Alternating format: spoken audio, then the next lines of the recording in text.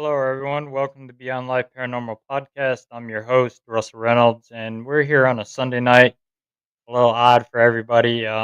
We had some technical difficulties last weekend with a feedback loop, so um, I get managed to get it fixed last night. So that's why there was a replay up. So I figured we'd do a show tonight. Before we get into it, we're gonna plug a couple events that we're gonna be at. Um, Our first one coming up. Hi, Sandy. Welcome in, and everybody who's watching right now. We are going to be at the Paracon in Caney, Kansas, Bordertown Paracon. Um, my dad and I will both be there on September 27th. We are both panelists there, so we will be talking on a panel while we're there. So come out and see us. Our friend Vixen Paranormal will be out there as well from Texas. So our friend David Glidden and several other vendors, UFO researchers. I guess there's cryptid researchers that are going to be there, readers, all kinds. It's free admission, so come on out, check that out on September 27th down in Caney, Kansas, and come say hi to us. We'll have the equipment out on the table so you can look at. Come talk to us about our podcast, residentials, demonology. So we hope to see you all there. Our next one that we're going to be at is Rock Island after that.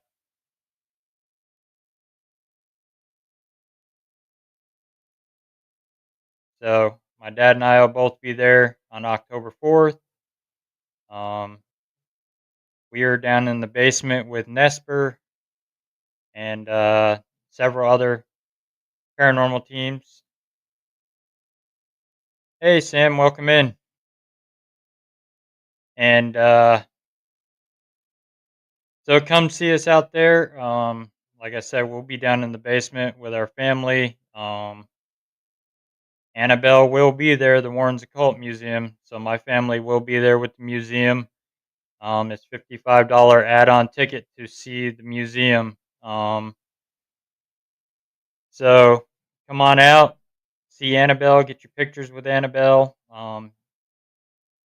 You're perfectly safe. I know the Nesper guys will all be there. Ryan Buell's also going to be there.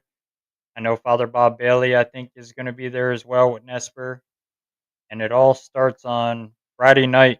You can $40 ticket. You can sit around the campfire and listen to spirit squatches and stories around the campfire with a special edition CE5, which are UFO alien researchers.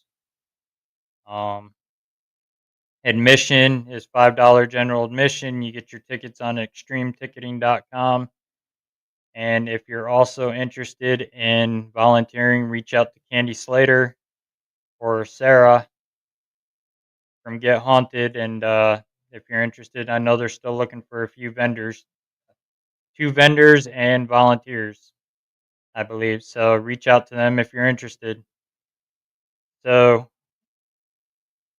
before we get in the show, I'm going to play you a little video that I made for my commercial for the Rock Island Pair.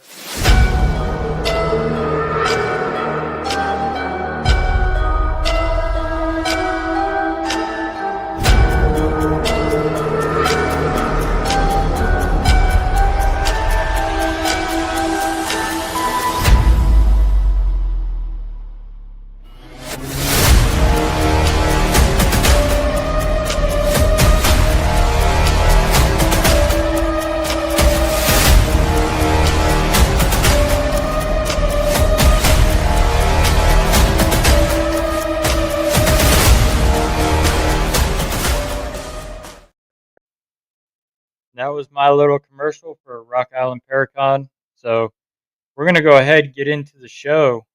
Our first one we're going to be talking about is a cryptid. It is known as the Bat Squatch.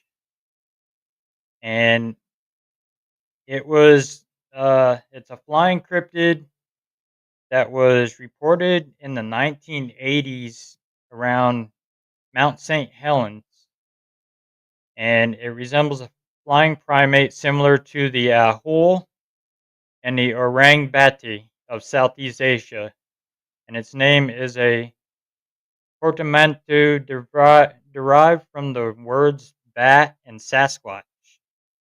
A witness allegedly took several pictures of the creature. However, these pictures have not yet been analyzed and thus cannot prove the creature's existence.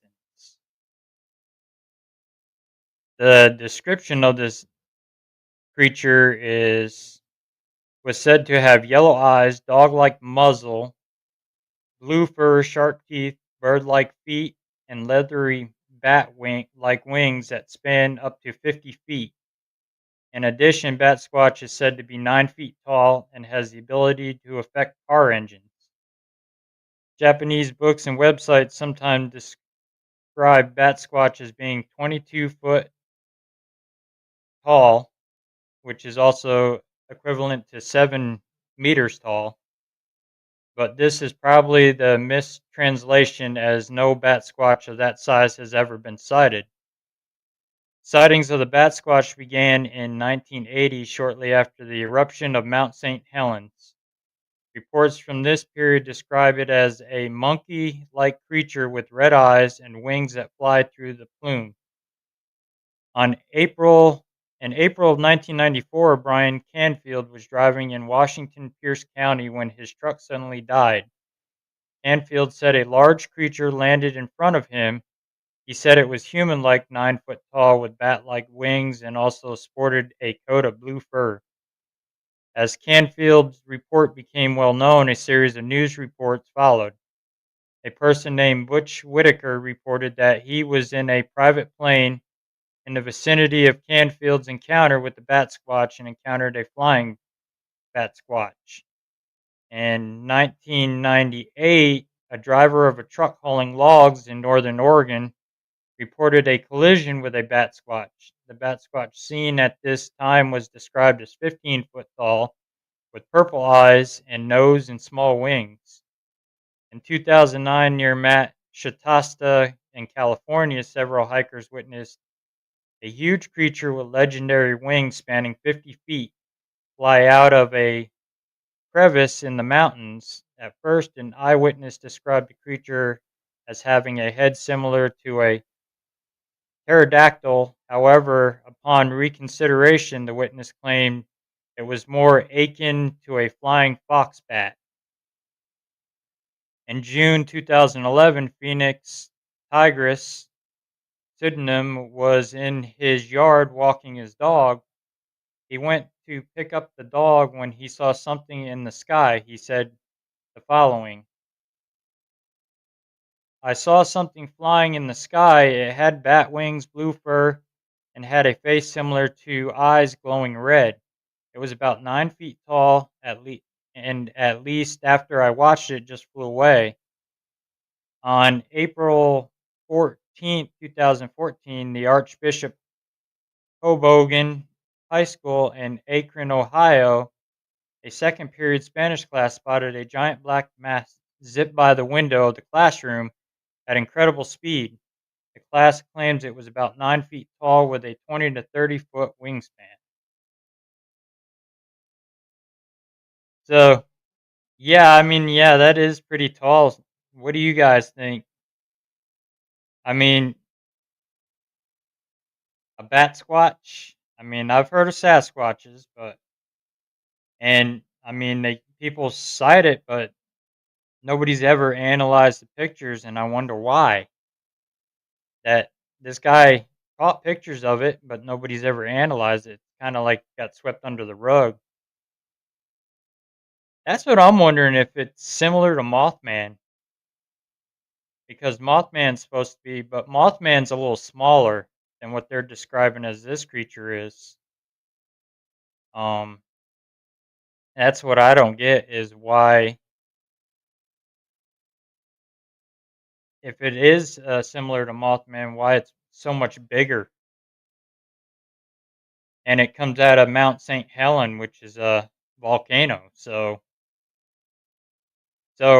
is it transdimensional, like paranormal, or is it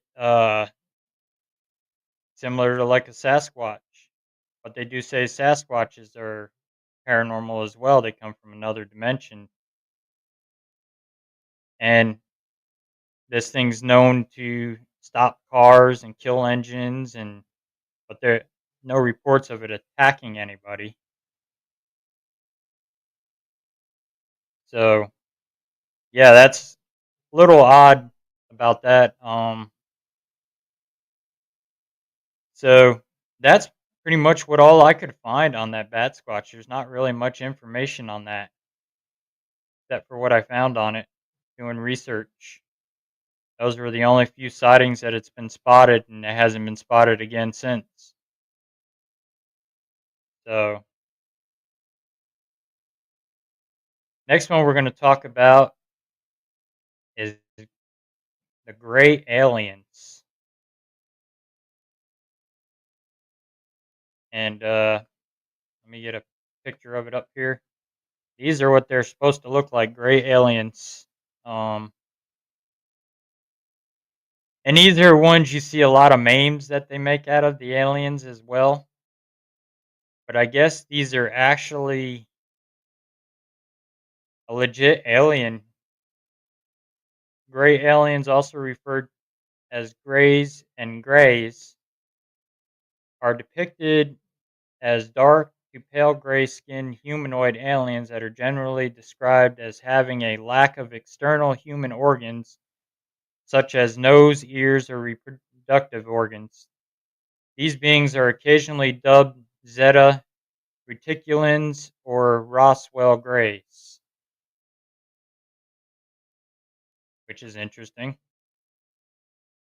A description of them: their bodies are usually depicted as being long and lacking in muscle. Their legs are shorter than what one would see in a human. Their limbs are often depicted as being different from humans, with their humerus and thighs being the same length as their forearms and shins. Greys are said to have oddly large heads compared to their bodies. They're also said to have absolutely no hair anywhere on their body, including facial hair or any other type of hair, and no outer ears or noses, but only small openings for nostrils. They are said to have very large black eyes with no pupils. Also, reports and abductions claim they are very small, but there are exceptions, as some claim seeing large ones the size of a human or larger. And the Greys are commonly abduct sleeping victims from their beds and taken them away to strange, often horrifying places and experiment on them. These experiences are often, but unfortunately not always, forgotten by the victim when they wake up in their bed. Physical renders are often left on their bodies, such as bruising, surgical incisions, punctures, or mysterious triangular burns. These renders are often what turns the memory of the harmless nightmare into a cold, horrifying reality. Some abductees have said their captors took them to a nightmarish place where ungodly creatures exist, detained in cells or brought up in nurseries, humans tortured in various ways behind every window, and far more unspeakable things. The Greys then threaten their abductees with such fates unless they comply. Greys are said to fly around in UFOs. They are said to have technology that is more advanced than ours. They also show a disturbing, shocking resemblance to the Wraith. Gray alien sightings make up over 40% of all reported alien encounters. Roswell, New Mexico, the site of the infamous Roswell UFO crash. On July 8th of 1947, in the town of Roswell, New Mexico, according to eyewitnesses and press release by the Roswell Army Airfield, a flying saucer had crashed in the desert. However, they changed the story quickly to a crashed weather balloon. Eyewitnesses still say they found a crashed flying saucer and dead gray alien pilots in the craft. This would become one of the most famous UFO and gray alien cases. Out of the wreckage, strange historic alien artifacts were supposedly discovered, described as I beam like structures that were 3/8 inch by 1/4 inch, none of them very long, but would neither bend nor break. Some of these I beams had indecipherable characters along the length in two colors. Stranger yet, a young local mortician received a call from a hospital inquiring about hermetically sealed, airtight coffins and also about the hopes of preserving a body that had been exposed to the elements for a few days without contaminating bodily tissue. These young morticians, then returning to the base hospital, noticed strange bits of wreckage protruding from military ambulances. He was later ordered to leave by military personnel. The weather balloon covered up was supposedly thrown together at the last second. On the matter, Brig General Thomas Du Bois, the Chief of Staff of the 8th Air Force, made this statement. It was a cover story, the whole balloon part of it. That was the part of the story we were told to give the public and news, and that was it. It is a subject of mystery what really crashed in Roswell that summer, but today, the town of Roswell is a tourist destination with many alien-themed attractions. The Betty and Barney Hill abduction. Barney Hill's depiction of the aliens drawn under hypnosis. One of the most famous abductions by Greys happened to Betty and Barney Hill on the night of September 19th, 1920th, 1961. They saw a UFO on September 19th of 1961 at around 10:30 p.m. The Hills were driving back to the Portsmouth from a vacation in Niagara Falls and Montreal, Quebec, Canada. They later saw the UFO fly above them and even saw the pilots. One pilot continued to look at Barney and was communicating and telling him to stay where you are and keep looking. After they returned home, they noticed strange things like that their watches had stopped. Barney noted that the leather strap for the binoculars was torn through, though he could not recall it tearing. Toes of his best dress shoes were in complicity scraped. Once they returned home, they mentioned how the drive should have been 4 hours, but it took them 7 hours. Betty had vivid dreams about the abduction. She said she had never had such odd dreams. This happened for 5 days. In a dream, she and Barney encountered men who surrounded their car. She lost consciousness. She then realized that she was being forced by two small human like creatures to walk in a forest in the nighttime. And seeing Barney walking behind her, she called to him, but he seemed to be in a trance or sleepwalking.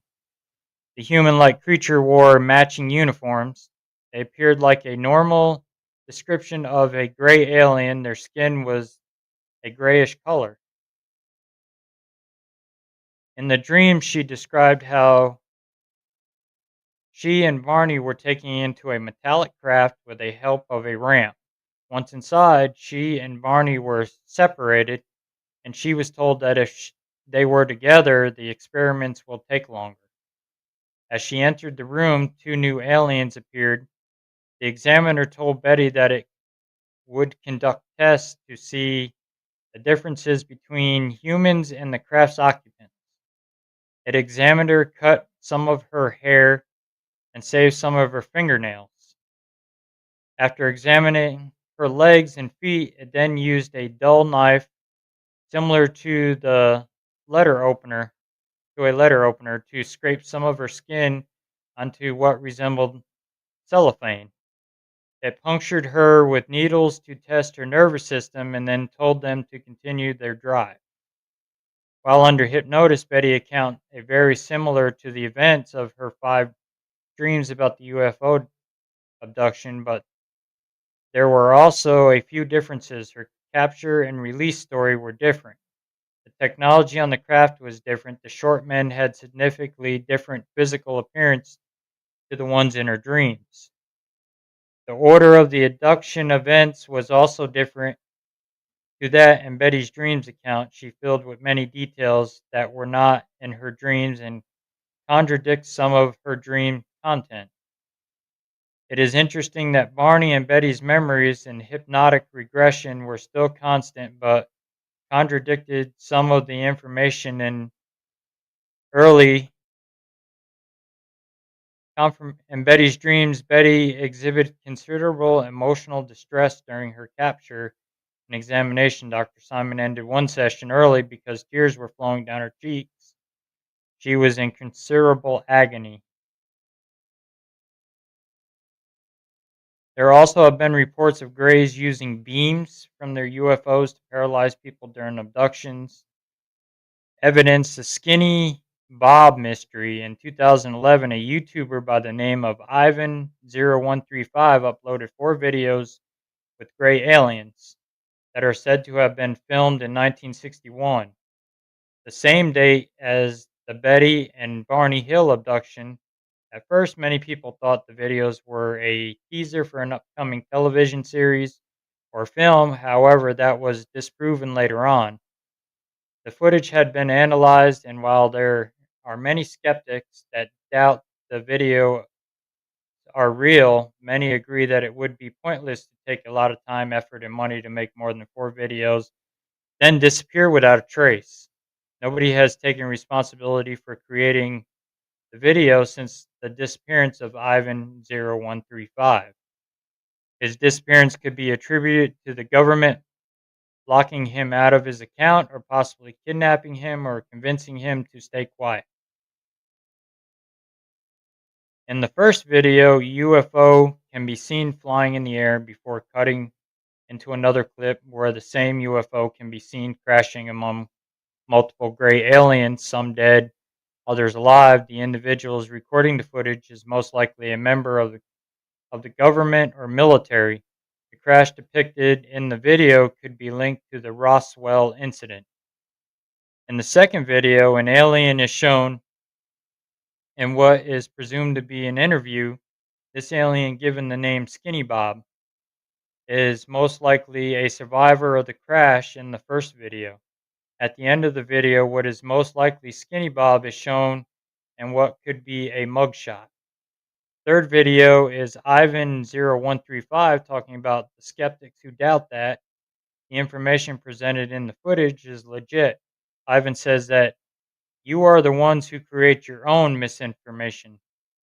In the fourth video, which is known as Family Vacation, an incident is shown in which 3 gray aliens were filmed using a hidden device by a military member. It is said that in the video that the arrivals had been filmed against the treaty and without their consent. The video also states that the treaty mentioned prevented anyone from recording or photographing meetings held between gray aliens and the US government. States that after the incident, the treaty was revised. This is the last video that was ever uploaded. It is possible that the contact between the gray aliens and the US government ended after these documents were revised. However, it is also possible that the government and gray aliens still cooperate today. Explanations. Some cases of gray alien abductions could be hallucinations or lucid dreams. An interesting idea is that gray aliens are humans from the future that have evolved and traveled back in time to study the past. Some theories claim that the Greys and the US government are working together. In a trade off, the gray aliens handed the US government select technological blueprints in exchange for amnesty to abduct human beings and conduct experiments on them. Some even go as far as to claim that there is a top secret base on Earth known as the loose space where the two work together on projects related to genetic engineering and mutation, particularly on humans. It is a leading theory that the Greys abduct and experiment on humans in an effort to keep the Grey species alive, since it is apparent that they have no reproductive organs. Many women claim to have their unborn child stolen from them and then presented to them after being infused with Grey DNA. These Grey human hybrids also look much like us that would never be able to spot the difference. These hybrids may have even existed on Earth right now, co-inhibiting on streets and cities.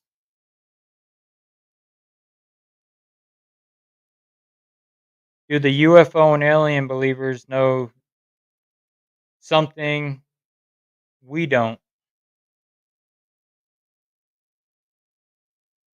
Do gray aliens see humans as their last hope of preserving their species, or could it be the Greys are just curious bunch and enjoy experimenting on humans? It has even been proposed that humans are a food source for these interstellar travelers. Another question, are we aliens ourselves? It has been a long time before we know the true answer, but it does seem that we humans have something the Greys want if they exist. They have become the subject of memes on the internet. Hoax. Some people report that they have caught supposed alien craft on camera at various times. Most turn out to be a hoax done by special efforts or props. The alien interview. Videos were made about an alien interview by many things and were sent to the Bill's channel. Bill Day and Robert Kiviat concluded that the video itself was fake and that the alien was computer generated. However, they also said the message presented in the video should be acknowledged.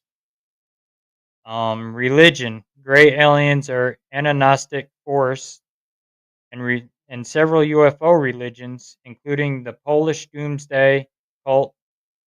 Mis- I won't be able to pronounce that name. It's Miedzynardowe,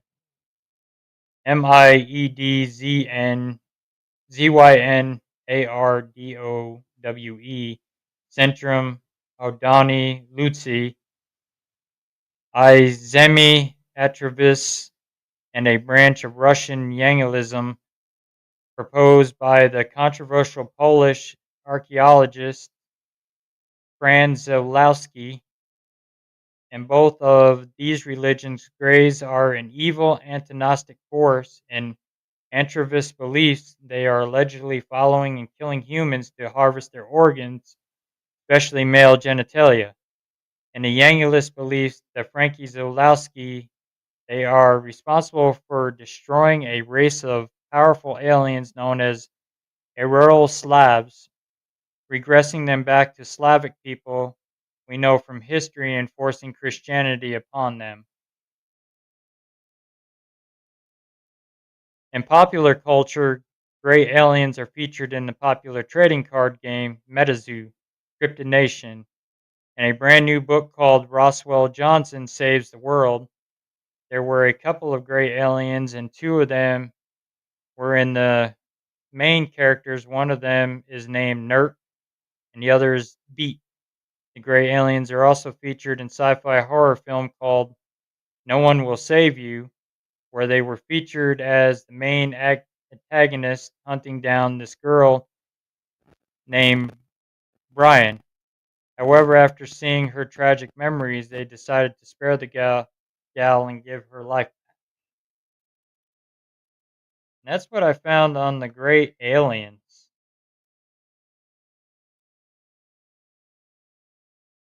The implant they are putting in me, my DNA is changing.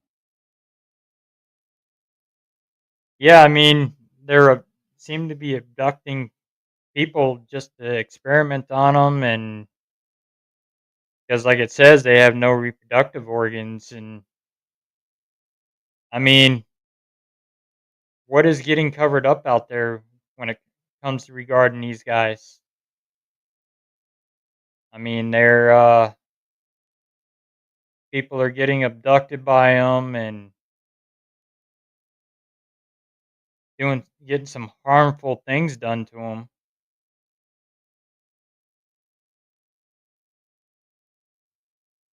The aliens I seen were short, skinny, and solid black. There were five of them, three small ones about the size of 2-year-olds and two bigger ones about the size of 5-year-olds. And seeing that's what I'm wondering if they just they're good at disguising themselves, like they say they're among us on the streets. Kind of makes me think back to that Roddy Piper movie, They Live, where he had to have the special sunglasses to see which ones people were the aliens.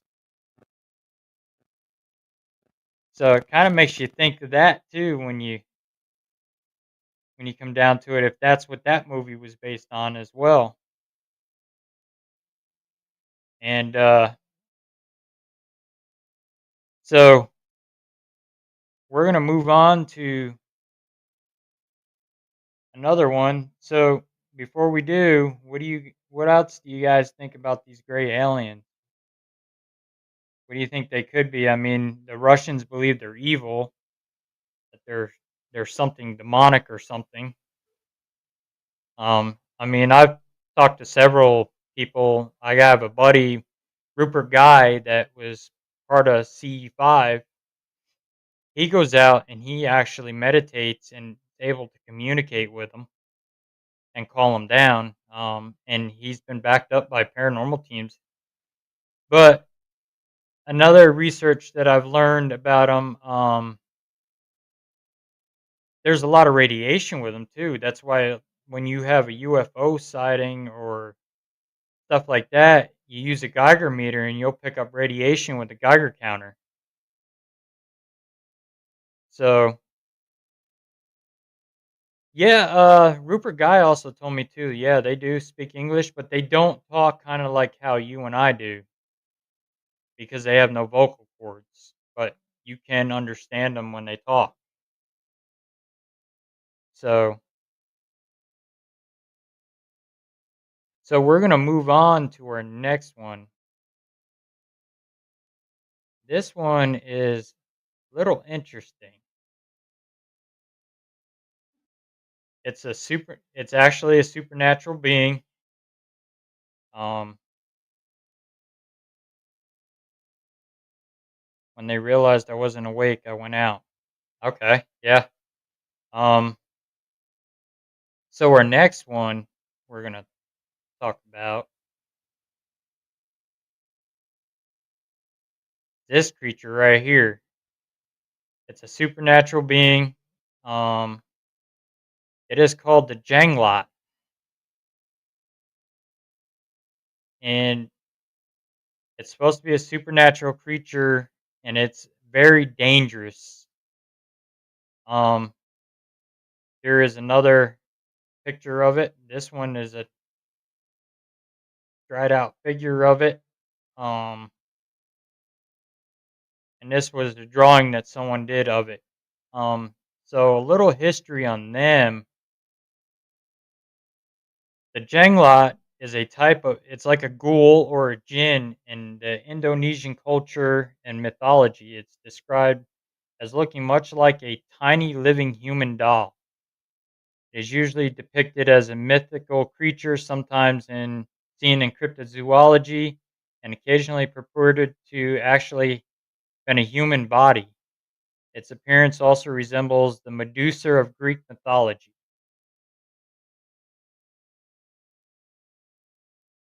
The Jenglot is believed to be found in Indonesia, especially in Java. They're mostly found by natives after they have performed a supernatural ceremony. Jenglots are said to be found anywhere under the ground, on a wrecked house roof, or even in the trunk of a huge tree. Feeding the Jenglot, Jenglot keepers feed their creatures with blood, either animal blood, goat, or human blood. Those who feed the creatures with human blood by it legally from the Indonesian Red Cross. The Jenglot is said to not drink the blood directly. The person the blood by places the Jenglot near the blood. By the Jenglot doesn't seem to even move or touch the blood. It is said to that the Jenglot will get the nutrients of the blood in their own way. Some say the Jenglot comes alive and consumes the blood when it is alone. Exhibition in Indonesia, there have been several exhibitions of Jenglot specimens found and showcased. Most are found on the islands of Java and Sumatra and are held as private collections of supernatural researchers and fans. Many were found to be hoaxes, being masterful taxidermist fixings of monkeys and fish. However, not all specimens were examined, and the Jenglot is an actively believed myth that many natives believe to be real. People who have caught the Jenglots usually bring their creatures all over Indonesia to exhibit them in order to gain some money. Becoming a Jenglot's artists' interpretations of the Jenglot, according to the Indonesian legend, Jenglots was an architect who wanted to learn the Ilmu Bathara Kangrang, or the way of the eternal life. It is also said to be a hermit who worships demons and gains a certain power and ability. They say if the person with great supernatural power meditates in a certain cave, they'll become a Jenglot. And that's all the info that I found on the Jenglot, which is a crazy creature. I mean, I wouldn't want to go into a cave and do that and become one of them creatures, especially if they believe them to be evil. And I mean, why would you want to keep something like that, like the natives do? I mean, especially there's one of them right there that they keep. I mean, and you see, it's got like human hair and everything, and human eyebrow hair, and but it looks like it's got like monkey fangs and stuff like that.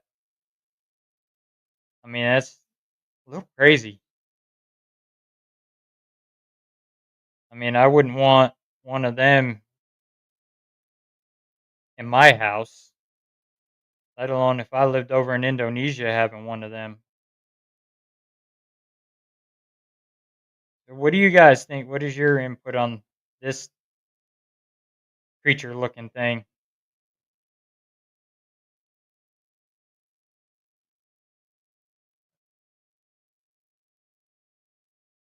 I mean, you can see that one's got a human skull, like human skeleton hands and a human body.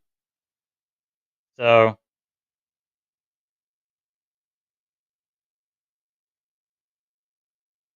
which I've never dealt. Like I said, they're native to Indonesia. So, if anybody from Indonesia is watching, feel free to chime in the chat because I know you guys believe in that in your culture out there. I'd love to learn more about these things. So, anybody else has any questions, feel free to throw them up, or we're going to move on to our next one because we're only going to do an hour tonight. So, um,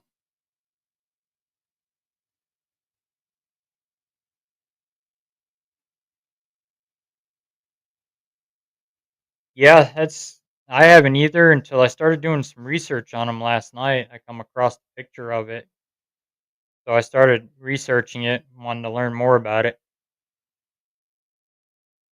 I mean, I wonder the spirit of it. How would you cleanse something like that? How would you get rid of it? I mean, it's not like you can take the vessel and just burn it.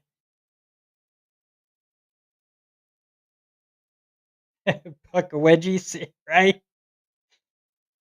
I mean, you have this thing come terrifying you, and I mean, it likes blood, and they feed it blood of humans and goats.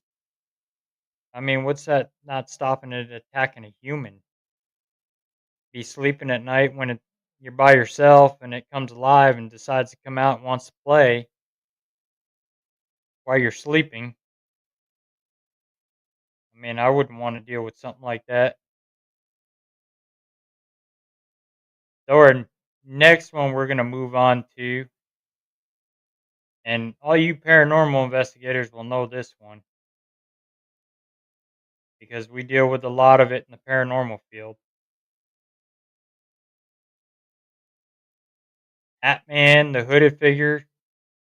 We're gonna talk about shadow people, which is a one of the most misunderstood entity in the paranormal field is shadow figures. Some believe there's mixed beliefs about shadow figures that some are bad, some are good. I mean, we've seen some that didn't even do nothing to us. Some believe they're demonic, because they're, and I think because of them being black, that's why they get that misconception that they're demonic. So, shadow people are reported worldwide, and since the beginning of recorded history, shadow people seem to be living shadows. They are usually seen out of the corner of people's eyes. Some people see semi transparent dark splotches. They vanish as soon as people realize what they saw. When people see shadow people, a feeling of despair and fear overcomes them. There have been some reports of people being attacked or chased by these shadows. Appearance of a shadow figure: the shadows are usually larger than a normal shadow, and notably don't resemble the shadow of a person sighting it. They are often reported as moving with quick, jerky movements, quickly disintegrate in the walls or mirror. They range from being mist-like to being completely solid like a regular human. Though this is not true of all shadow figures. Some of them may possess eyes, and the eyes vary in color, and they are classified as having certain traits of behavior based on the color of their eyes. Although this list is still being documented, it is known that the white-eyed shadows are typically faster, more logical, and much more still. And they are believed to be behavior they believe to be evil and aggressive in nature, although few people consider them to be a form of guardian angel. A shadow person's behavior tends to vary, suggesting that they may be as varied as regular people. Some report that when looked at in the chest or eyes, they emit a loud scream that sounds like a screechy static, loud winds, or creaking wood. They're often they often cause their victims to feel unable to move and stare at them in silence, rarely ever speaking. Sometimes they will even in their sit on their chests.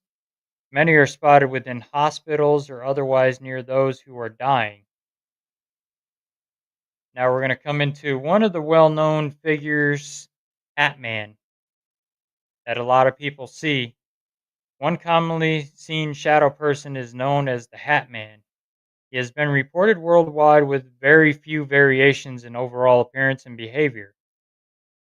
Appearance: the Hat Man is a solid black man, sometimes with a red or black eyes, with a wide-rimmed hat, usually reported to either be a Zorro hat or a fedora, and a long trench coat, sometimes cape. Unlike other shadow people, he is generally seen as much more physically solid. He is sometimes reported to have a goatee or be clean shaven. Some reports claim he has no face at all. The behavior of Hatman: those who see the Hatman report feeling a sense of malevolence coming from him, and he seems to show curiosity towards witnesses. He seemed to take great pleasure from the fear of witnesses. Some witnesses have gone as far as to claim him to be the devil. And then other types of shadow people spotted include the hooded monk, black smoke mist people, shadow animals, peeking shadows, usually child sized, red eyed shadows, generally more malevolent. Explanation: shadow people could be more hallucinations or perhaps figment of the witness's imagination. This seems likely considering the Hat Man. Another theory suggests that they could be time travelers. This suggests that time travelers are not perceivable for human beings, but now we're beginning to become more aware of time travel, resulting in the visibility of the shadow people. This theory is quite possible as shadow people sightings have been going on for many, many years. Many However, the most likely explanation is that they are another case of pareidolia. Note, if you sense violence in a shadow person, run. And that's what I got on shadow people. Yeah, it takes a lot of energy to manifest a shape other than black. I agree on that. They need a lot of energy to do a lot of stuff, even communicate with us. My friend has trouble with this hat man. Been with her since she was a baby. He said he doesn't harm her, but appears and just stares, no face. I've seen shadow people. Yeah, I've seen them too. I mean, you probably heard current viewers that watch the show all the time probably heard me talk about the case my dad and I did in Oklahoma, where that black figure that was over 6 foot tall appeared on one of our DVR cameras in the hallway, and it was causing a static impulse in that camera. And then I went back there and checked it out, and it come running at me when it dropped down to 5 feet tall, and then three scratches appeared on my arm, which I still have scars from, and they were like razor blade scratches. So, and that was a black shadow figure it would look like the hooded shadow from what I saw. It wasn't Hat Man. It had the cloak head, the robe on, which was a demonic entity because I was displaying something religious around my neck that had been blessed. So, I mean, some of them are bad and some of them aren't. I mean, another one you probably heard me talk about, the hotel that we stayed at in Rockport, Missouri, that was abandoned that we were investigating. My dad and I decided to stay the night while the rest of the team went to a hotel, and we stayed in the storefront. And about 3 o'clock in the morning, when the generator kicked off and it went pitch black, roughly about 3:30, my dad wakes me up and there's a black shadow figure standing in the doorway that was over 6 foot tall, and he just stood there and stared. Didn't do nothing. It just stared at us. So, and then it just disappeared as fast as it was there. It just disappeared. So, I mean, we get reports too of shadow people all the time too for residential cases, people seeing them in their houses and stuff like that. And I mean, we work with a lot of that and try to capture that. Seen one in the haunted movie theater that we do in the basement. We also captured it on camera, which actually looked like just the face of it, and it looked like it was wearing a Zorro-looking hat, like Hat Man. But only it didn't have the black eyes or the red eyes. Its eyes were see-through. You could see back to the wall back there, and we tried to debunk it I thought maybe the camera IR was casting something on the wall, a shadow, and it wasn't.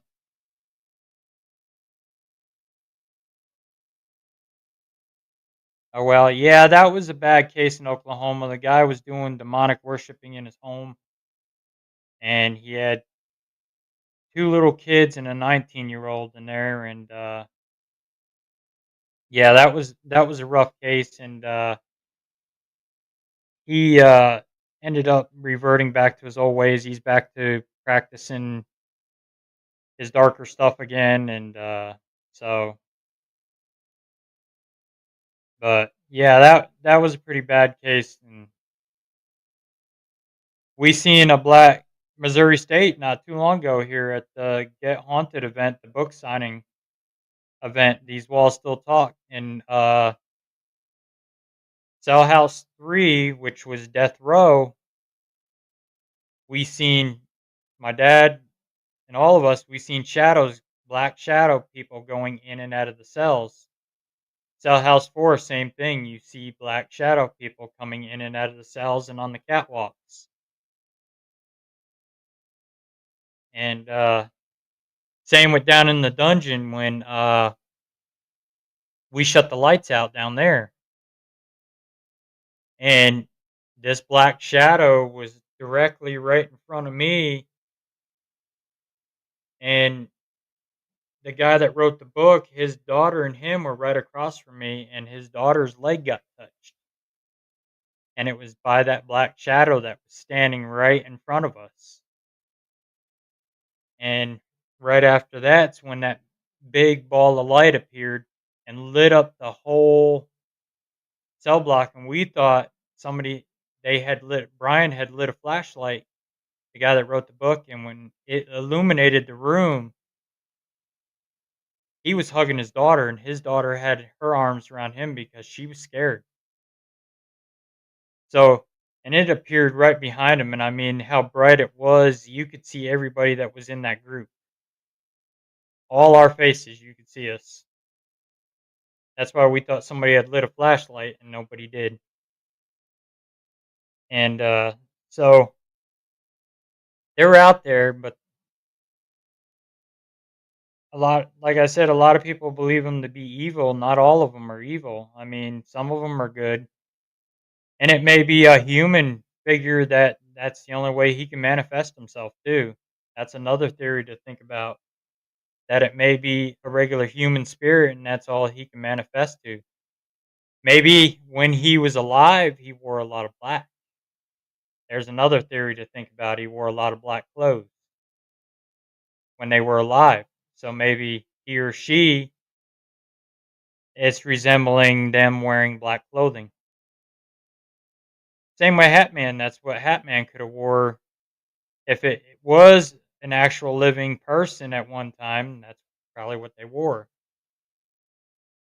So, I mean, when we die and we go to the spirit world, I'm sure whatever we wear, because I mean, our personality stayed the same into the spirit world.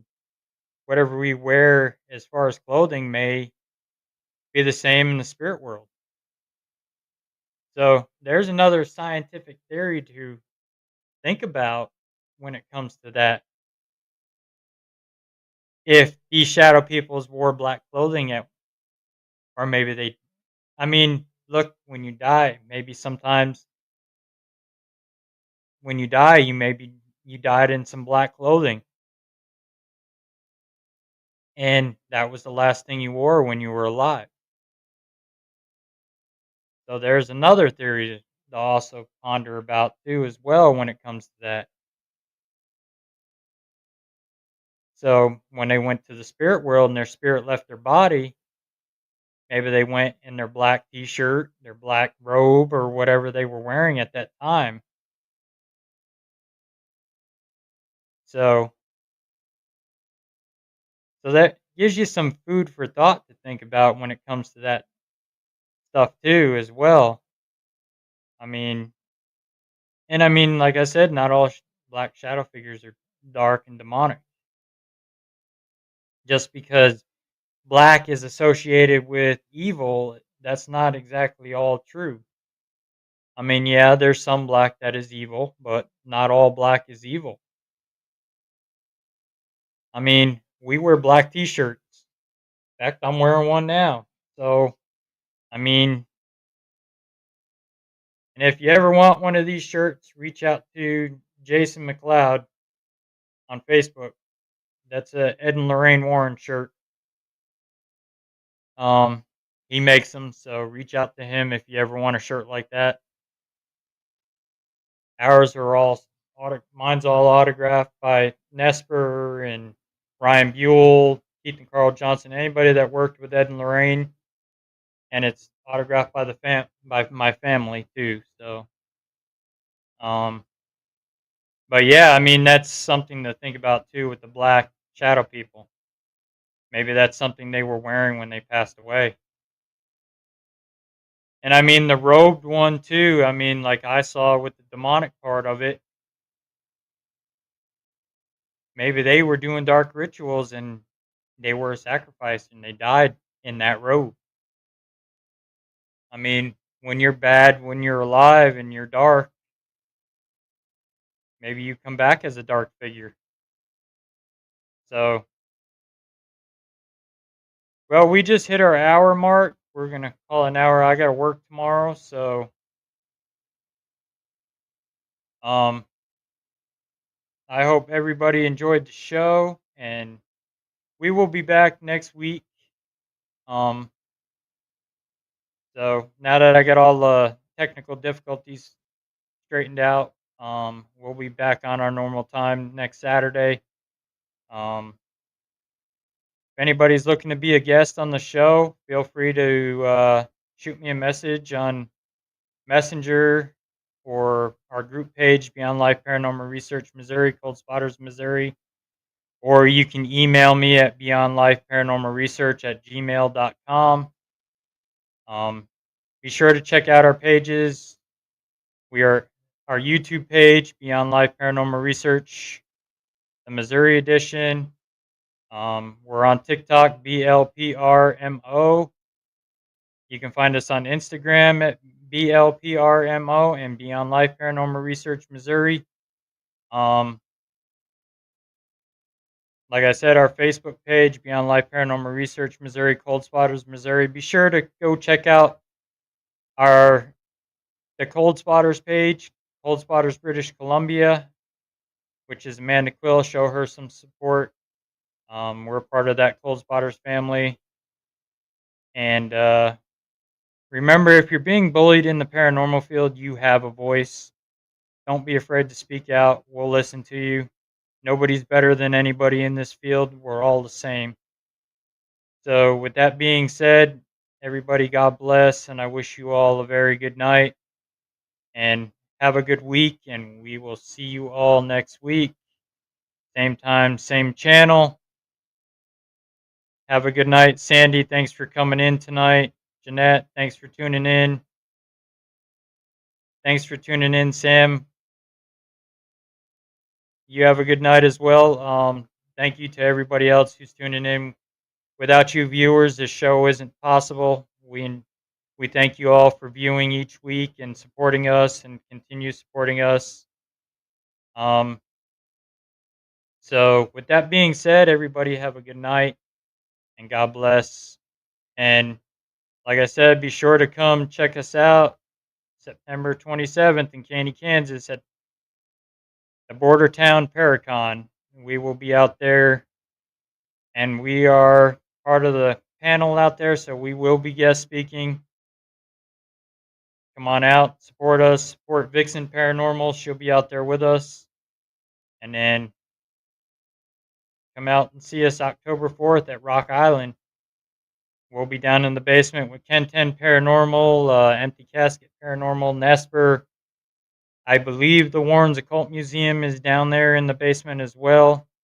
I haven't heard for sure yet, but I know Nesper is down there in the basement with us. So, and the basement's the most haunted place of Rock Island. So be sure to come say hello, check us out, get a picture with us, stop by the booth.